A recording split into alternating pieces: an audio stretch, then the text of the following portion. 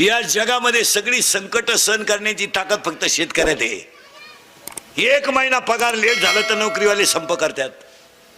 काय खावा आम्या आज हातातलं गेलंय शेतकऱ्याच्या. आणि कधी नवत कांदा